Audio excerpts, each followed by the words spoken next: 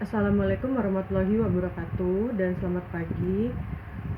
Baiklah teman-teman, kami dari kelompok 6 akan mempresentasikan mata kuliah makroekonomi 1 terkait kebijakan perdagangan internasional dan nilai tukar. Mohon untuk disimak baik-baik videonya. Terima kasih. Perkenalkan, nama saya Nur Asmida. Di sini saya ingin menjelaskan tentang kebijakan perdagangan internasional. Perdagangan internasional adalah perdagangan yang dilakukan oleh suatu negara dengan negara lain atas dasar kesepakatan bersama. Kebijakan perdagangan internasional merupakan langkah dan aturan yang dikeluarkan oleh pemerintah yang bertujuan untuk mengatur struktur, komposisi, dan arah perdagangan internasional sehingga bisa berjalan sesuai yang dikendalikan oleh pemerintah. Adapun kebijakan-kebijakan perdagangan internasional ada dua, kebijakan perdagangan bebas. Kebijakan perdagangan bebas adalah kebijakan yang mengadakan kebebasan dalam hal perdagangan dan menghilangkan seluruh rintangan yang bisa menghalangi jalannya produk baik dari luar negeri maupun dari dalam negeri. Ada yang kedua, kebijakan perdagangan proteksionis. Kebijakan perdagangan proteksionis merupakan kebijakan yang bertujuan untuk melindungi produk dalam negeri agar mampu bersaing dengan produk asing yang berada dalam negeri. Adapun kebijakan kebijakan proteksionis terdiri dari kebijakan kuota, kedua penetapan tarif atau biaya masuk, ketiga kebijakan penetapan subsidi, keempat premi, kelima larangan ekspor, terakhir keenam larangan impor, dan selanjutnya diskriminasi harga dan politik dumping. Baik teman-teman, selanjutnya saya akan menjelaskan mengenai tujuan kebijakan perdagangan internasional. Perlu diketahui bahwa setiap tindakan itu mempunyai tujuan. Begitupun dengan kebijakan perdagangan internasional ini. Berikut ini adalah beberapa tujuan mengenai kebijakan perdagangan internasional. Yang pertama adalah autarki. Autarki adalah sebuah jalan untuk menghindari dari pengaruh negara lain dalam beberapa hal. Yang kedua, kesejahteraan. Kesejahteraan merupakan salah satu kebijakan yang diambil dengan menciptakan kesejahteraan dan mengadakan perdagangan internasional ini akan memperoleh keuntungan maksimal dari terjadinya spesialisasi suatu produksi dan meningkatnya tingkat konsumsi masyarakat di suatu negara. Yang ketiga adalah proteksi. Proteksi atau perlindungan di mana penerapan kebijakan ekonomi internasional mempunyai tujuan untuk melindungi seluruh industri yang sedang mengalami perkembangan atau sedang tumbuh dan melindungi perusahaan baru serta memberikan perlindungan terhadap produk dalam negeri dari pesaing barang impor. Yang keempat, keseimbangan neraca pembayaran. Keseimbangan neraca pembayaran merupakan tujuan dari ditetapkannya kebijakan ekonomi internasional. Yang kelima adalah pembangunan ekonomi. Pembangunan ekonomi merupakan salah satu tujuan utama diterapkannya kebijakan ekonomi internasional. Selanjutnya saya akan menjelaskan jenis-jenis perdagangan internasional. Yang pertama, perdagangan ekspor. Yang kedua, perdagangan barter. Yang ketiga, perdagangan konsinyasi atau consignment. Yang keempat, perdagangan package deal. Yang kelima, perdagangan penyelundupan atau smuggling. Dan yang terakhir adalah perdagangan atau border crossing.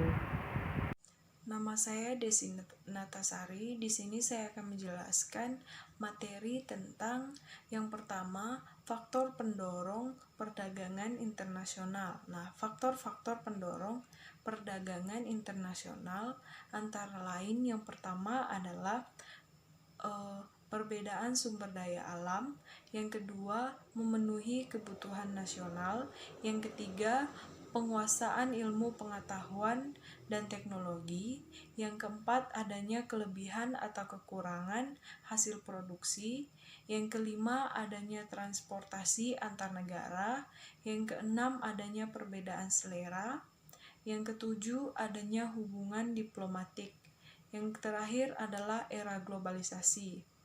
Materi yang kedua adalah faktor penghambat perdagangan internasional. Nah, ada 4 faktor penghambat perdagangan internasional. Yang pertama adalah adanya peperangan, yang kedua perbedaan tingkat upah. Yang ketiga, sempitnya kesempatan kerja. Yang terakhir, adanya organisasi perdagangan internasional atau regional. Nama saya Wendy Sarah Sujana. Saya akan menjelaskan materi selanjutnya, yaitu contoh perdagangan internasional. Kita lihat kasus yang terjadi pada Bumi Pertiwi ini. Penjualan hasil dari produk pertanian seperti kelapa sawit, kopi, karet ke luar negeri mengalami peningkatan.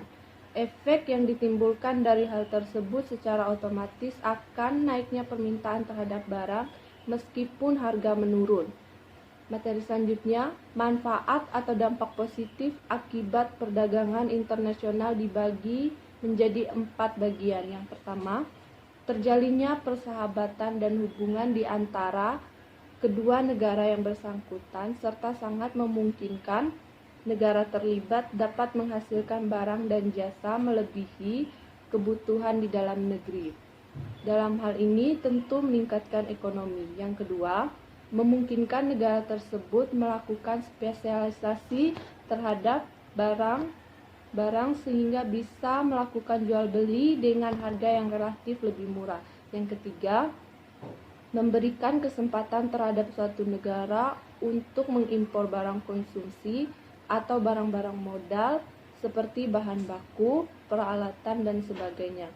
Tentu dengan kualitas dan harga yang lebih menguntungkan. Yang terakhir, membuka peluang dan kesempatan khususnya bagi negara berkembang untuk mengetahui teknologi yang lebih baik. Assalamualaikum warahmatullahi wabarakatuh. Nama saya Puspitasari, NPM 1940402087. Ini saya akan menjelaskan manfaat atau dampak negatif perdagangan internasional. Yang pertama, impor barang menjadi nominasi. Karena jika barang yang masuk lebih banyak dari barang yang keluar, dapat mengakibatkan pendapatan nasional menurun, mata uang pun akan ikut menurun atau anjlok, sehingga perkembangan ekonomi akan melambat. Kedua, ketergantungan dengan negara maju. Masyarakat akan lebih memilih merek luar ketimbang lokal karena produk dengan kualitas rendah, kemasan yang kurang menarik, kurangnya inovasi, dan lokasi yang kurang memadai. Namun dilihat dari segi barang atau bahan itu sama.